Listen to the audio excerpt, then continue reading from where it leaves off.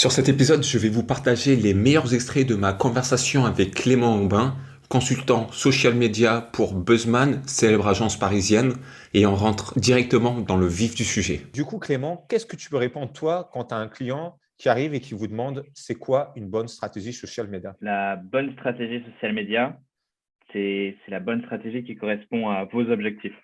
C'est-à-dire que tout le monde veut faire un peu ce qui marche et souvent on copie des marques comme Nike, Burger King, alors qu'en fait, on est une petite start-up qui s'adresse à une petite communauté et je pense que c'est important de se poser la question, qu'est-ce qu'on attend vraiment des réseaux sociaux? Que les Ouais. réseaux sociaux, enfin, le social media, il y a deux choses. Déjà, il y a média dedans. Donc déjà, c'est un média qui correspond du coup à une cible.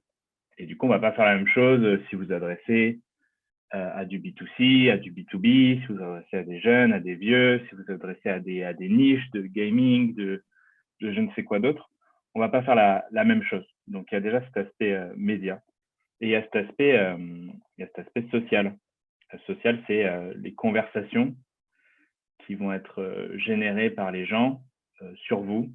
Donc, ça peut être sur Twitter, comment on parle de vous. C'est des matières qu'on peut réutiliser quand on est une marque, qu'on s'appelle Burger King ou même une plus petite start-up, un avis sur Google, etc. C'est des choses qu'on peut récupérer. Donc, pour moi, il est important de se poser d'abord la question qu'est-ce qu'on attend des réseaux sociaux? OK, très clair.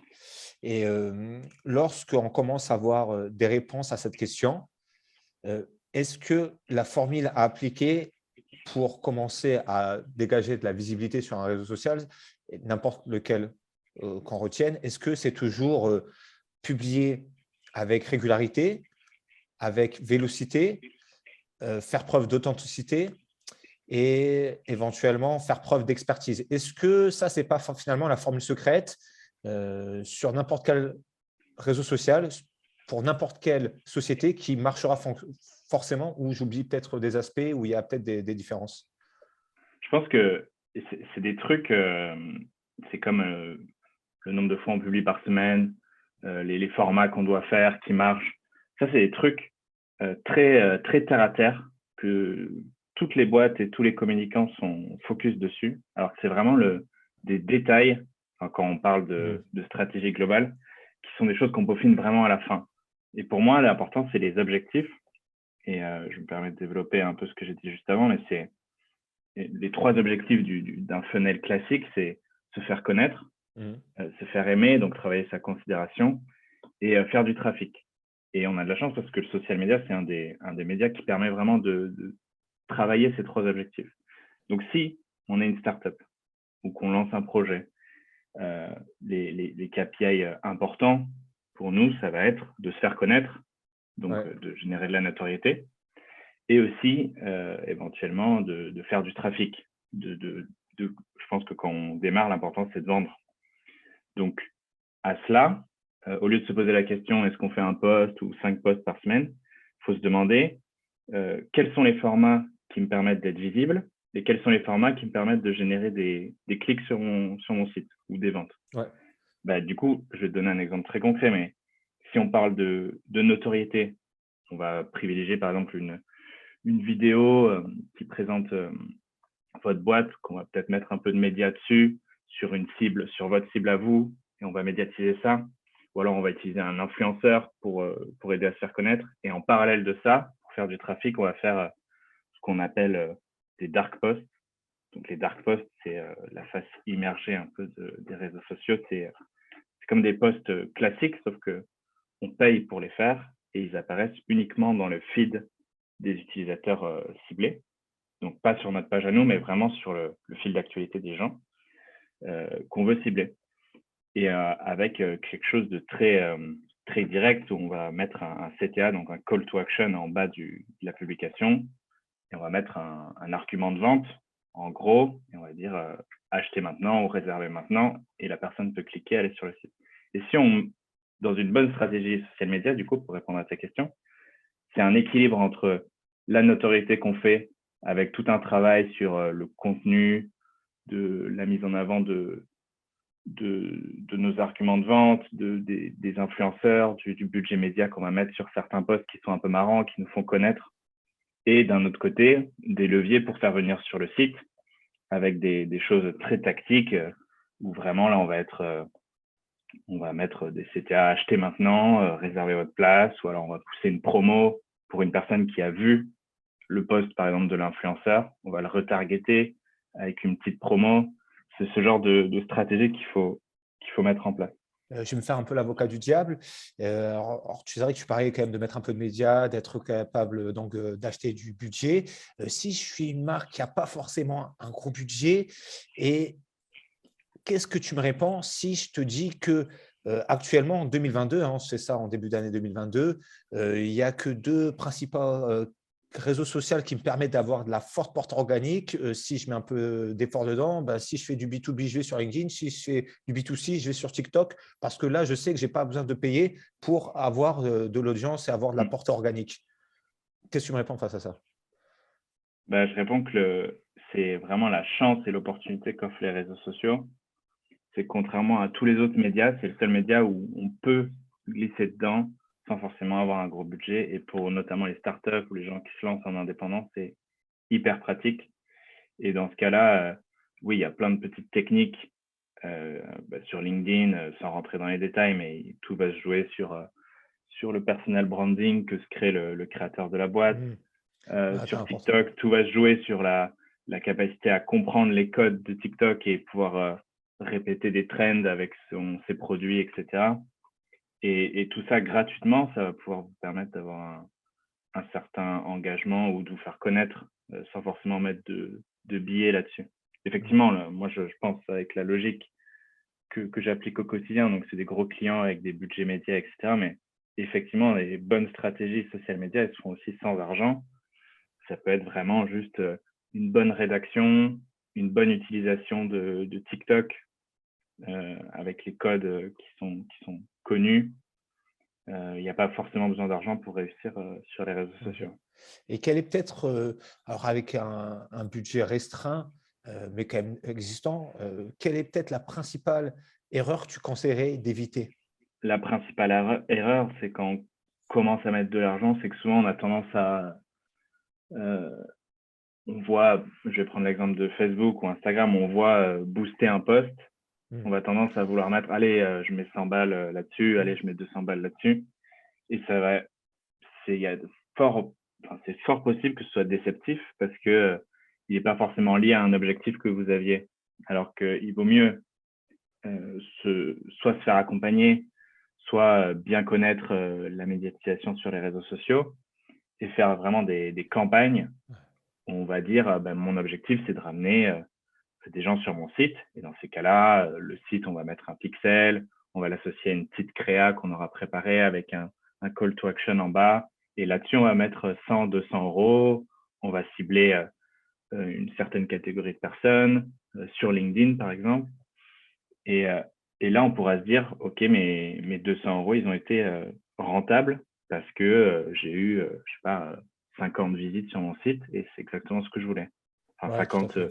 personnes intéressées par mon produit, c'est ce que je voulais.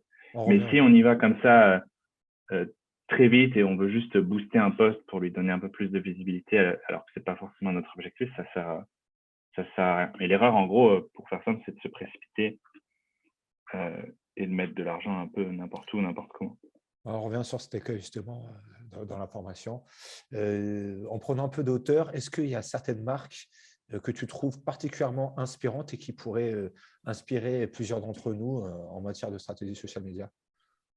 Je vais prêcher un peu pour ma paroisse, mais toutes les marques qu'on a à l'agence, elles se portent plutôt bien au niveau mais je pense que c'est très connu dans tout le monde de la communication, mais Burger King, c'est l'exemple parfait de la bonne plume qu'une marque peut avoir et du répondant qu'on peut avoir avec les internautes en reprenant des tweets, en répondant à des gens, à des haters, ce genre de choses, Ok. en Et renversant la situation en notre faveur. pour Burger King, c'est très important encore Twitter?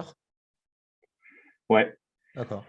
ouais, c'est très important parce que déjà, c'est une marque historique et j'entends dans ce sens qui est sur les réseaux sociaux depuis longtemps, qui a une grosse communauté et qui peut se permettre de faire une réponse sur quelqu'un bien senti. La communauté est tellement grosse que si c'est bien, un peu marrant, etc., les gens vont liker ou retweeter. C'est pas le cas forcément j'ai d'autres marques qui sont plus récentes et sur Twitter, c'est très dur quand on a moins de 1000 followers, Ouais. qu'on fait des réponses et que personne ne les voit. Ça ne sert pas à grand-chose de passer du temps dessus. Et c'est encore un réseau sur lequel vous pouvez conseiller à certaines marques d'aller dessus, ou ça peut vous arriver des fois de refroidir un prospect ou un client qui souhaiterait investir du temps pour l'inviter plutôt à se concentrer sur d'autres canaux? Ouais, franchement, des fois, c'est arrivé de recommander de ne pas aller sur les réseaux Ouais, sociaux ou pas de la façon dont on l'entend. Par exemple, Boursorama Bank, qui est une banque qui a, comme toutes les banques et assurances, qui n'a pas grand-chose à raconter. ouais, Mais on ne va pas faire des posts où on va faire semblant d'avoir une histoire ou quelque chose d'intéressant à raconter aux gens parce que c'est faux. Donc, ce qu'on s'est dit, c'est que on allait faire être ultra tactique. On allait faire uniquement des posts en dark, donc des ok, publicités ciblées pour des gens qui sont sur le point d'ouvrir des comptes ouais, ou qui likent les pages d'autres banques, etc. Avec un truc qui dit 130 € offerts pour l'ouverture d'un compte. Et on a bombardé avec beaucoup de médias, avec des petits wordings qui changent à chaque fois. Et on a fait de l'optimisation de ces créas-là. Et c'est quelque chose d'hyper tactique pour lequel il n'y a pas de blague, il n'y a pas d'humour, il n'y a pas ouais. de calendrier éditorial. C'est uniquement des dark posts, des publicités ciblées. Et on n'a pas fait semblant d'être intéressant parce qu'en soi, au jour le jour, la banque, elle n'a rien à apporter de sympa aux gens, tu vois, Ouais, ouais, à part ses services. ouais. Et, Donc oui, des fois, on dit de ne pas aller tout court sur les réseaux sociaux ou de ne pas aller sur certains réseaux sociaux. en particulier, ouais. Ouais. C'est notamment des fois le cas de Facebook ou Twitter. Par exemple, pour une startup, j'en sais rien, un peu B2C qui s'adresse aux jeunes. Ouais. Facebook, ça peut être une perte de temps. Ça dépend toujours le produit, le service, etc. Mais quand on fait du B2C, on va recommander beaucoup Instagram et TikTok. Ouais. B2B normal, on va recommander du LinkedIn, un peu de Facebook qui nous permet vraiment un ciblage très précis. Et pour les marques qui touchent un peu plus les personnes âgées, c'est un grand mot, mais des personnes un peu de niche ou un peu plus avec une cible un peu plus large, etc., on va pouvoir recommander Facebook, qui est la plateforme Ouais. où il y a le plus d'utilisateurs.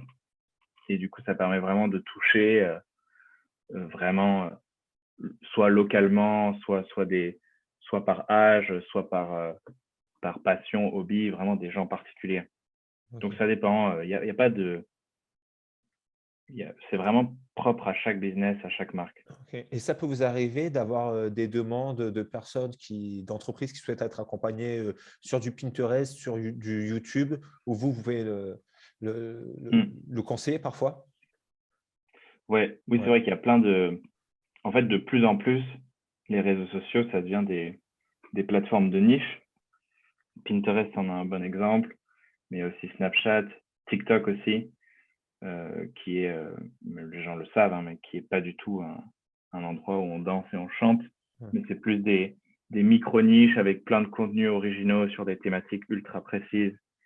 Pinterest, pareil, pour ceux qui s'y baladent, c'est vraiment l'endroit de la créativité où tu as vraiment des choses hyper précises.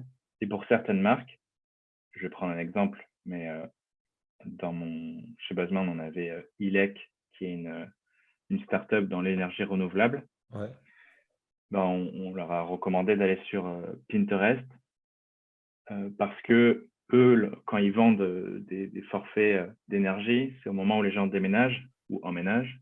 Et du coup, sur Pinterest, il y a plein de tips ouais, c'est d'emménagement, smart. de Ouais, bien sûr. bricolage pour aménager les espaces, Mm. etc. Et à cet endroit-là, on met des pubs ILEC. Ouais, ouais, Ça, c'est c'est smart. un exemple Ouais, ouais. parmi tant d'autres. Mais, effectivement, de plus en plus, les réseaux sociaux seront des plateformes de niche où en fait une marque pour bien marcher, devra la comprendre et identifier vraiment là où elle doit taper. Ok. En développement, est-ce que tu peux nous détailler une opération que tu as menée avec Buzzman ou ailleurs et dont tu es particulièrement fier? Il y en a plein, hein, mais moi, celle qui m'avait le plus marqué, c'était, elle n'a pas spécialement marché, mais elle a eu un, un- un gros impact, pas forcément positif, mais un gros impact. C'était une campagne pour l'île de la Réunion, l'Office de tourisme, Ouais, et où on avait un gros budget pour inviter un influenceur un peu superstar là-bas. Et, je ne vais pas rentrer dans les détails, mais on avait c'était pendant le confinement et on a amené une star de télé-réalité là-bas. Et elle devait faire croire à sa communauté qu'elle faisait le tour du monde alors qu'elle restait sur l'île de la Réunion. Parce que le message de fin, c'était le reveal au bout de 10 jours, ok, c'était de dire à l'île de la Réunion, ouais, il y a ok, tous les paysages que vous voulez, il y a toutes les ouais, cultures, il y a tout. Sauf que les gens ont très mal pris qu'elle voyage, qu'elle fasse le tour du monde en ouais, plein Covid. ouais, Et surtout, les Réunionnais, ils ont reconnu un peu les images, ok, parce les qu'elle postait tous commentaires, les jours des posts. ok, Et ils reconnaissaient un peu les lieux, ils étaient vraiment pas contents que la personne s'approprie leur île. ouais, Et du coup, ça a fait un gros scandale et le reveal, il s'est fait au bout de 3 jours ok. au lieu de 10. Et il y a eu plein d'articles People, comme quoi c'était une sale menteuse, etc., etc. Ah, et du coup, elle n'a pas été trop abîmée par cette opération, cette influenceuse, elle travaille toujours avec vous? Non, ça va parce Ouais, après on s'est rattrapé bien, mais ouais. ça a super bien marché dans le sens où du coup tous Oui, les il- Réunionnais ils se sont mis à faire la pub de leur île en disant non mais ouais, c'est notre île, regardez ce qu'il y ouais, ouais. a, c'est pas du tout en Thaïlande ça ce que vous voyez c'est ici. Et du coup Et il y les a eu reprises presse et tout. Ouais, en termes de conversation, que ça ouais, c'est un élément très important sur les réseaux sociaux, c'est la ouais, conversation, c'est ce que les gens racontent sur une ouais, marque et la façon dont une marque peut s'immiscer dans le discours quotidien des gens. Et là, on avait vraiment réussi parce que les gens, vraiment, tous les gens un peu connectés sur l'île, ouais. ils étaient au courant de cette histoire et ils mettaient des stories, ils faisaient des parodies de la meuf. Il y avait Ok, même un hashtag en mode ouais, fait comme c'était Stéphanie Durand, la meuf de ok. télé-réalité. Il y avait un hashtag genre fait comme Stéphanie Durand, ils se prenaient en photo. Il y avait un truc un peu viral Ouais, ouais, euh, qui a pris comme une traînée de poudre là-bas sur place et qui a fait beaucoup de bruit. ok. Et ça, c'est important. C'est toujours difficile de voir Isolé, ouais, l'impact ouais, réel ouais, de ce qu'on fait sur les réseaux sociaux. Et c'est pour ça que avant de faire quoi que ce soit, c'est important de se fixer des objectifs. ouais, tout à fait. Et ce qui est important, c'est pas le nombre d'abonnés ou je sais pas quoi, C'est ou Vanity le nombre de Metrics, ouais. commentaires sous un post. Mm. Souvent, les gens, ils sont focalisés là-dessus, notamment le nombre d'abonnés qui est vraiment pas très utile aujourd'hui. Ce qui est important, c'est de vous dire, si je suis une marque pas connue, mon but, c'est de me faire connaître. Et du coup, ce qui va compter, c'est le reach, donc le nombre de personnes Ouais, qui ont vu ce que je ouais, faisais.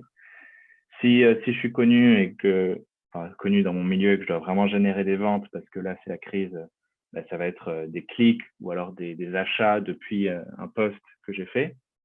Tout ça, on peut traquer. Et c'est sur ces objectifs-là qu'il faut se juger. Il y a un troisième dont on n'a pas trop parlé là, mais c'est la considération. C'est-à-dire quand, je sais pas moi, une entreprise de bière se lance française en sachant qu'il y a une multitude de bières qui existent, bah là, on va travailler la préférence de marque pour se ouais, détacher de ce qui existe. Et donc, la préférence de marque sur les réseaux sociaux, elle se traduit par les interactions et le taux d'interaction qu'on peut avoir sur nos contenus. Parce que c'est ce qui, pour nous, traduit le mieux la considération de quelqu'un. C'est-à-dire que si une marque de bière a, donc pour parler en chiffres, en termes techniques, un taux d'interaction ouais. à 1%, par exemple. Donc Sur quel 1%, réseau, par c'est-à-dire exemple? Sur quel réseau? Instagram, par exemple. Ok. Instagram a un taux Ouais, d'interaction à 1% sur une marque de bière comme Heineken, par exemple. ouais, Ça voudrait dire que sur 100 personnes qui ont vu la publication avec la bière, il n'y en a qu'une qui a interagi avec. Et si à côté, tu as une marque d'indépendants qui lance leur gamme, un truc un peu ouais, bio, etc., qui font du contenu de qualité et qui font tout pour que les gens apprécient ce qu'ils font et qu'on voit qu'il y a un taux d'interaction à 10-15%. Donc, Et du coup, sur 100 l'interaction personnes, se il fait y à en aura mesure 10 à avec 15. sur l'interaction se fait à mesure avec le like et le commentaire ou également le clic sur publication? Euh,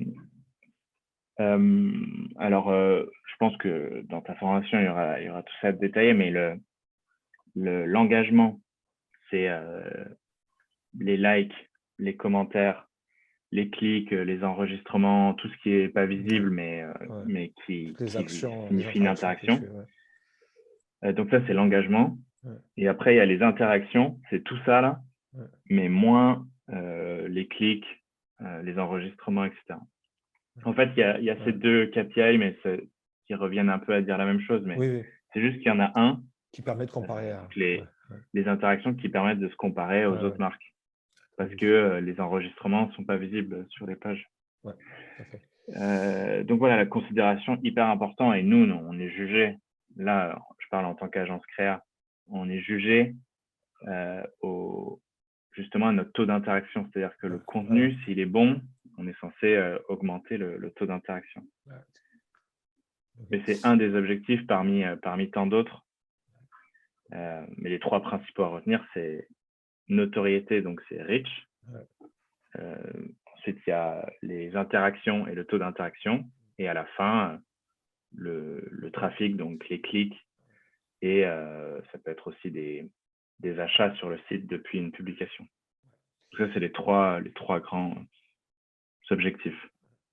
Et il y a un dernier objectif aussi qui n'est pas important, et c'est pour ça que les réseaux sociaux, c'est le seul média qui permet d'avoir ce type d'objectif, qui permet d'utiliser ce type d'objectif, c'est l'advocacy. Donc, c'est la façon dont les gens vont s'approprier le produit et vont devenir des ambassadeurs. Donc, quand quelqu'un fait une story avec son Coca ou alors il a découvert la marque de bière dont je parlais tout à l'heure et elle est tellement bonne qu'il en fait une photo, il identifie la marque. Ça, c'est de l'or pour une marque. Le contenu généré par l'utilisateur, c'est clair, on court tout ça après ça. L'UGC, c'est de l'or et il y a des façons du coup de le générer et de l'entretenir, mais aussi de le réutiliser. Donc, en général, les marques, ça, c'est si jamais il y a des gens qui font des UGC du coup sur vos produits ou services, c'est hyper important de les repartager, d'en faire quelque chose. Pour nous, quasiment toutes les marques, exactement, quasiment toutes les marques, je vais prendre une sur laquelle je travaille, mais Pitaya, donc, tous les jours, il y a des tweets, il y a des stories, il y a même des posts sur Instagram. Nous, on utilise tout pour refaire du contenu derrière. Donc, déjà, on repartage les stories. Les tweets les plus marrants, on en fait des réponses et on en fait des posts sur Facebook.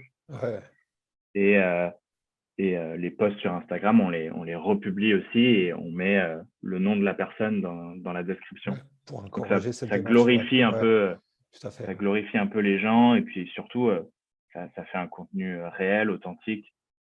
Il n'y a rien de plus agréable que. En fait, il n'y a pas une meilleure pub qu'un client satisfait qui partage son expérience. Le bouche-oreille, ça reste depuis tout temps le meilleur des médias, c'est clair. C'est clair. À titre perso, si on a une marque un peu qui se pose la question sur quoi je devrais mettre le focus en termes de social media pour 2022, tu l'orienterais vers quoi? Il y a encore. Est-ce que tu as détecté des tendances, des insights sur certains canaux? La grande tendance, mais ce n'est pas valable pour seulement 2022, c'est pour les prochaines années. C'est ce truc de plus le temps avance, plus les réseaux sociaux deviennent des niches de gens qui partagent des passions, etc. Et donc, c'est aux marques de s'adapter à ça et de vraiment trouver leur niche à eux. Quitte à délaisser certains réseaux sociaux pour toi? Et de ne pas être partout. Quand on est je pense que quand on est tout petit, donc quand on est un indépendant, quand on est une petite startup qui se lance, il faut vraiment faire des choix. Et parfois, quand on est une petite startup, on a, je sais pas, 500 € de budget média, ou même qu'on a 0 budget média, faut mieux se dire, OK, moi, je cible des adolescents parce que je suis une néobanque, par exemple. OK, je vais faire que du TikTok. Et l'an prochain, quand on aura grossi, je me mettrai aussi sur Instagram. Parce que c'est du temps en énergie, c'est de l'argent aussi qu'on peut passer à créer des choses.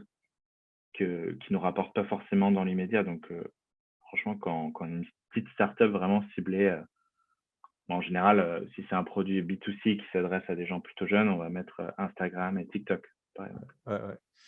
Et c'est vrai qu'on m'a récemment posé cette question et je te dis, c'est quoi la question déjà, c'est est-ce que ça peut t'arriver de conseiller de focaliser davantage sur Snapchat plutôt que sur TikTok?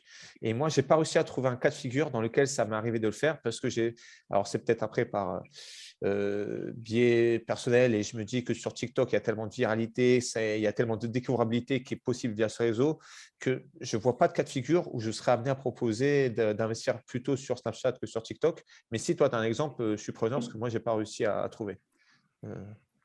Non, c'est vrai que Snapchat, c'est un réseau social assez boudé par le monde de la com parce que c'est assez complexe de rentrer dedans parce que Ouais. c'est un réseau social Siloté. en silo Ouais. et qui n'est pas ouvert à part il y a un mode Discover. Donc, soit tu es un média et tu arrives à donner du contenu journalier intéressant et les gens vont suivre ça. Mais en tant que marque, la seule utilisation de Snapchat, c'est soit l'influence, soit le média. Donc, c'est-à-dire, Ouais. je sais pas, Le j'ai 1000 paid. euros, Ouais, c'est ouais, ouais. mon lancement de produit. Je sais qu'il y a plein de jeunes qui sont dessus et j'ai envie de lancer ma marque de bière auprès d'eux. Je vais mettre mon spot, ma petite vidéo que j'ai préparée, je vais la balancer ici. Mais sinon, au jour le jour, avec un calendrier éditorial, il n'y a quasiment aucune marque qui fait ça. Ouais. Et c'est pour ça que, à l'inverse, TikTok, TikTok, c'est une autre problématique, c'est que c'est du contenu vidéo. Et qui dit contenu vidéo dit soit on sait soi-même en faire avec notre téléphone portable et on sait ce qui marche sur TikTok et on connaît les codes, soit on ne sait pas et dans ce cas-là, il faut soit acheter des influenceurs, soit il y a des frais de production parce que Ouais. vous allez engager quelqu'un pour faire des vidéos de vos produits et tout. Ouais. Et Donc, c'est peut-être c'est une petite une autre tendance. barrière. Ouais, ouais. Et j'ai peut-être l'impression que oui, il y a encore des coups à jouer. C'est encore sur TikTok. Je vois le prix des influenceurs qui sont simplement sur TikTok. Je les trouve peu élevés. Alors après, bien sûr, dès qu'ils arrivent à valoriser une communauté sur Insta, sur YouTube, eh ben, c'est autre chose. Les prix sont plus les mêmes. Mais pour ceux qui sont natifs TikTok, je pense que même si c'est vrai, mais ce que je disais, j'étais en conversation avec un account manager TikTok France qui me disait que la priorité de Pékin en 2022, c'est de focus TikTok sur le BOFU, le bottom of the funnel, sur la conversion, parce qu'ils sont très bons pour faire de la notoriété, mais c'est vrai que ça pêche encore au niveau de la conversation, dans la conversion. Mais tout ça, ouais, pour indiquer que sur TikTok, il y a certainement des coups à faire avec des influenceurs. Je ne sais pas si vous en avez pu en réaliser ces derniers temps. Ouais, plusieurs. TikTok, ça reste encore l'Eldorado, plus pour très longtemps, mais ça Ouais, s'explique par le fait que TikTok, comme il y a une barrière à l'entrée ouais, déjà les codes TikTok sont compliqués à appréhender en tant que marque qui est souvent gérée par des personnes plus âgées et tout, mais aussi parce que la production fait que ça a un coût, ça demande du temps, c'est pas juste, on peut pas faire une image graphique avec le produit, ça se fait pas comme ça. Et cette barrière à l'entrée fait qu'il y a très peu de contenu comparé à Instagram. Je parle vraiment en ouais, masse par rapport au nombre de gens qui regardent. ouais. Et du coup, c'est une opportunité pour ceux qui arrivent à créer du contenu parce que c'est très souvent, ça peut être très vite vu beaucoup de fois. Il suffit que le contenu soit assez bien et l'algorithme permet vraiment l'émergence de petits créateurs ou de petites marques sans forcément sans investissement média, sans influence. Il y a plein de marques qui ont percé sur TikTok comme Merci Andy, c'est le Ouais, meilleur exemple ouais, c'est vrai, français. c'est clair. Ouais, c'est clair. Marque de cosmétiques qui, grâce à une stagiaire à l'époque, qui avait juste la main sur TikTok et qui connaissait un peu les codes, elle a fait vraiment bondir, je ne sais pas combien ils sont aujourd'hui, mais elle a fait bondir jusqu'à 1 million d'abonnés en quelques mois, années. Et ça, en termes de retour sur investissement, je pense que la stagiaire était très, très rentable. Ouais, ouais, c'est clair. C'est Et clair. encore aujourd'hui, moi, je le vois, et je travaille aussi avec une marque de préservatifs qui était inconnue en France. Et on a misé pas mal sur TikTok. Bon, on avait mis un peu de médias, mais on a fait des vidéos en pâte à modeler. Donc, le contenu était très qualitatif. On a mis du média sur chaque vidéo. Bon, c'est pas énorme par rapport à ce que peuvent faire d'autres marques, mais c'était 500 € par vidéo. Ouais, Et il y avait ok. une vidéo par mois. Et chaque vidéo, presque toutes, elles atteignent le million de vues. Ouais. Donc, il y a un coût pour 1000, comme on appelle dans le milieu, qui est assez faible comparé aux Ouais. autres plateformes et qui permettent vraiment en termes de notoriété de faire des choses très sympas avec ou sans argent. Et les influenceurs, pareil, ils sont effectivement beaucoup moins chers. Et ça va monter avec le temps, mais ça s'explique du fait que c'est facile de créer une communauté sur TikTok. Enfin, c'est pas facile, mais beaucoup plus que n'importe quelle autre plateforme. Et du coup, ils ont un peu plus de mal à monétiser ça. Et surtout, souvent, c'est des jeunes qui Ouais. font des trucs dans leur chambre, Ouais. qui n'ont pas forcément une confiance en eux dingue. Et en Oui. fait, quand ils arrivent à 1 million d'abonnés et une marque leur propose 500 € pour faire une vidéo, Ouais, c'est ils déjà disent le bout du oui. monde. Quand tu es au Ils sont tout lycée, tu as contents 17 ans, ouais, c'est alors que clair. ça vaut peut-être 10 fois ce prix-là. Ouais. Ouais. Donc, Mais, et oui, il y a plein d'opportunités sur TikTok. mais tu me parles Encore. d'un barrière à l'entrée sur TikTok qui est la création de vidéos, mais est-ce que maintenant, justement, ils n'ont pas contribué à redéfinir les codes de l'ensemble des réseaux sociaux et que maintenant, tu es obligé de faire ta vidéo verticale sur l'ensemble des plateformes? Je pense par rapport aux Reels d'Instagram. Est-ce que ça ne devient pas une condition sine qua non de maîtriser ce format, je pense au YouTube Shorts, pour avoir de la croissance sur un réseau social? C'est totalement. La vidéo est depuis plusieurs années un Et ce format. format-là, particulièrement, les formats un peu légers, format vertical, tourné avec son smartphone? Ouais. Ouais, format vertical, donc format story comme on appelle. C'est devenu un peu un indispensable pour une marque. Mais je te parlais du format de cette barrière parce qu'en fait, quand tu es une marque, tu peux pas utiliser n'importe quelle musique, tu peux pas Ouais, utiliser des ouais, visages ouais, ouais, c'est de vrai, gens comme c'est vrai. ça. Tu peux pas. Ouais, Alors quand tu es une startup et que tu es un peu encore en mode pirate, tu peux faire des trucs. ouais. Mais quand tu es une grosse marque, tu dois payer des acteurs. Mmh, McDo, mmh. par exemple, ils ont un super TikTok, Qui mais ça? en fait, McDonald's, OK. ils ont un super TikTok où ils font des choses intéressantes et tout, ils refont des trends avec leurs produits et Ouais. tout. Mais ce qu'on voit pas derrière, c'est qu'il y a une vraie boîte de production avec 5-6 acteurs et Ah, il y a un ouais. mec, un cerveau un peu qui réfléchit au Ouais, scénario, c'est ouais, un scripté et concepteur. tout. OK, ouais. C'est pas fait en mode dans une chambre, c'est un vrai truc et ça doit coûter, je sais pas, mais au Ouais, moins 5-10 000 € par mois. ouais. Donc c'est pas, c'est pour ça que pour une marque, il y a une grosse barrière à l'entrée. Donc soit on sait faire soi-même et on a des pépites un peu jeunes qui savent comment ça marche et qui peuvent faire un peu à la main des trucs.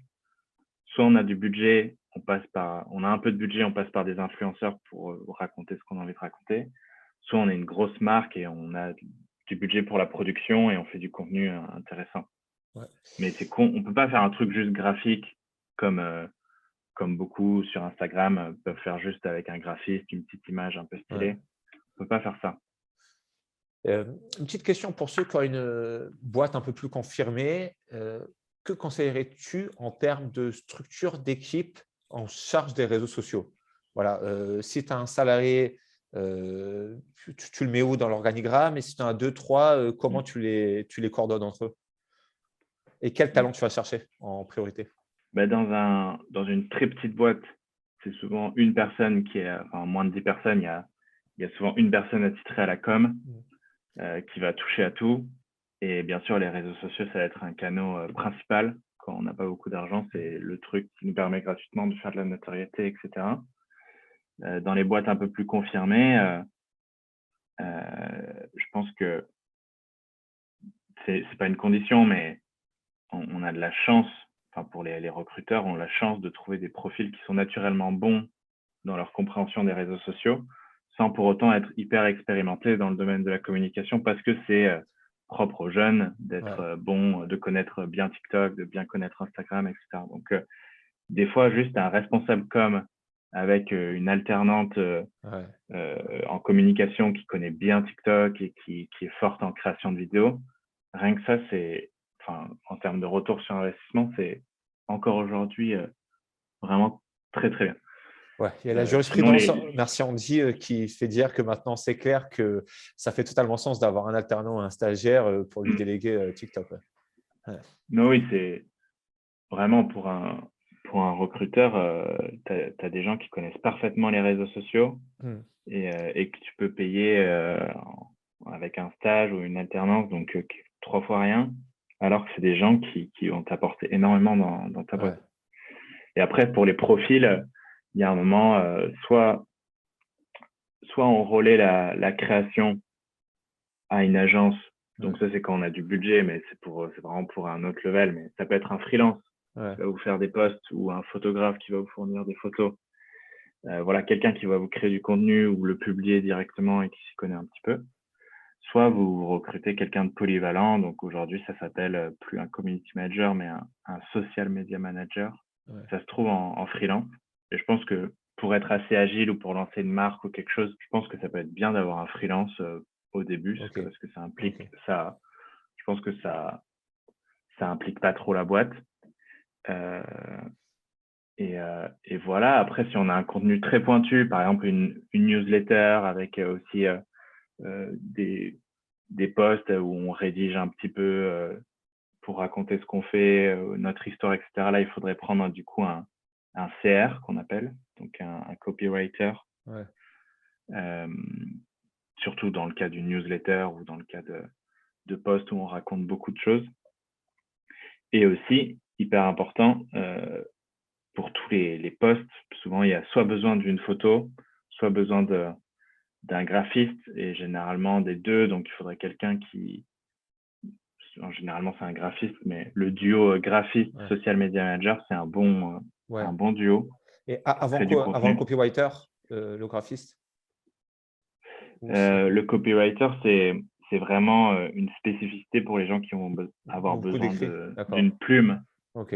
Donc, c'est le cas chez nous sur Burger King, par exemple, Ouais. pour écrire les vannes. Ouais. Il y a un CR vraiment attitré à ça. Ok. Et les social media managers, généralement, c'est les gens les plus polyvalents parce qu'ils vont à la fois, ils peuvent faire des posts, ils peuvent les publier, ils peuvent établir une stratégie social media, ils peuvent faire de l'influence, ils peuvent faire de la veille, etc., du community management. En général, c'est la personne qu'on va recruter en premier sous un directeur com, entre guillemets. Ouais. Tu as une boîte B2C demain, tu as 1 000 € pour t'équiper en logiciel, en solutions qui te permettront de gérer l'ensemble de tes réseaux sociaux. Tu vas investir dans quoi? Dans quel logiciel? Il y a plein de solutions. Ouais. Personnellement, j'en utilise aucune. Mais il peut y avoir Buffer, par exemple, qui permet de programmer, etc. Ouais. Mais en fait, les réseaux sociaux, comme c'est Par exemple, pour les UGC, tu fais comment pour les voir remonter? Tu as des alertes sur Mention? Franchement, pour être très honnête, je n'utilise vraiment rien du tout. Ok. Et en fait, c'est propre aux réseaux sociaux de développer des outils qui permettent Ouais. vraiment de gérer tes publications, Tes etc., mentions. de faciliter la création, etc. Ouais. Du coup, vraiment, pour les UGC, ben, moi, je regarde juste sur Instagram, je fouille un petit peu, pareil sur Twitter. J'ai des recherches préenregistrées. Ok. Pour la programmation, donc je vais sur le Business Manager, donc c'est l'outil pour gérer les marques de Facebook. Ouais. Je peux programmer mes posts Les sur tout le studios, mois. studio, ouais. Il y a un studio de Creator création, Studio. enfin, il y a au Creator Studio, il y a vraiment plein d'outils. En fait, ce qui est bien, c'est que vraiment gratuitement, on peut faire plein de choses. Maintenant, si j'ai 1 000 €, bien sûr qu'il faut sûrement la suite Adobe avec Photoshop, s'il y a un graphiste qui va être nécessaire. Mais après, il y a des outils comme Canvas qui peuvent permettre de faire quelque chose sans, Ok. voilà, En tout cas, c'est pas un sans frein. Ne gros pas avoir investissement. d'argent, c'est pas un frein Vraiment, pour performer, pour c'est avoir de vraiment l'impact. pas un frein. Ouais. Vraiment pas un frein. C'était la semaine dernière, alors c'est pas du tout une marque, et c'est pas du tout une agence, mais j'étais à Marseille et il y a plein de... Marseille, c'est assez sale, il y a plein de crottes de chiens partout sur le trottoir. Ouais. Et du coup, je crois que c'est une asso qui a planté des petits drapeaux sur les crottes avec un petit mot dessus. Il y a marqué Made in Marseille, Caca Royal, enfin, je sais pas, plein de petits mots un peu cons. Et moi, j'allais pour prendre ça en photo et en fait, il y a un QR code à côté et ça t'ouvre une page de l'asso, tu vois. Ah ouais. avec un manifeste juste derrière qui t'expliquait un truc sur la propreté de la ville ou je sais pas quoi. Et je trouvais ça un peu malin, tu vois.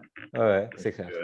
Ce Petite truc action de du street QR code, marketing, de guérilla marketing, ouais, guérilla marketing solide. Le QR code, c'est un truc que j'aime bien, ouais. Ouais, et qui en plus a été était sous-estimé démocratisé un peu longtemps. avec le Covid, quoi, puisque maintenant au resto, Ouais, tu as l'habitude de. Ouais, c'est clair. Alors qu'avant, il y avait quand même un sérieux frein, un peu d'inertie avant de scanner un QR code. Maintenant, on l'a tous au moins fait ouais, une fois ces 3 derniers mois. ouais, c'est très pratique. On Après, a des une trucs mesure. out of the box, ouais, il y en a plein, hein. Ouais. Il y en a plein, plein, plein. Bon. Je t'en sors une là qui est sortie la semaine dernière. Ouais. C'est pas mon agence, c'était, j'ai oublié le nom, mais ça va me revenir. Et c'est sur les webcams je crois que c'est une station de ski, je crois que c'est je sais plus, les Trois-Vallées ou je sais plus. Ouais. Bref, sur leur site, tu as accès aux webcams. Tu peux voir l'état des pistes et les skieurs, ils font ça, ils regardent si c'est bien enneigé, s'il y a de la poudreuse, s'il pleut, je sais pas quoi. Et il y a des webcams partout sur le site. Et elles sont consultables sur leurs réseaux sociaux, sur le site internet, etc., etc. Et du coup, il y a Webus qui a mis des panneaux juste devant ces webcams, donc sur les pistes, avec marqué pour 10 €, on vous fait traverser l'écran. Et c'était pour faire la promotion des trajets à 10 € pour amener sur les pistes les plus proches, tu vois, de Paris. Ouais. Du coup, c'est malin parce que ça utilise à la fois le réel, à la fois un truc qui n'est pas prévu pour ça, qui n'est pas prévu pour faire de la pub, mais en même temps, ils avaient le droit de mettre un panneau d'affichage sauvage là. Enfin, il n'y a rien qui les empêchait. Et du coup, voilà, tous les webcams de la station faisaient la publicité de Webus avec ce petit message. Smart. Mais il y a plein de petits trucs comme ça, des petits hacks de la vie réelle mixés aux réseaux sociaux qui sont intéressants à faire. Ouais, super. Bon, Clément, je te remercie beaucoup. Je peux t'en sortir des Ouais, dizaines. je sais bien. Je suis obligé de t'arrêter là. Je suis obligé de t'arrêter. Vas-y. Bon, top. Je te remercie en tout cas. Et du coup, sur LinkedIn, Clément Aubin, il y aura les informations indiquées dans la description de cet épisode.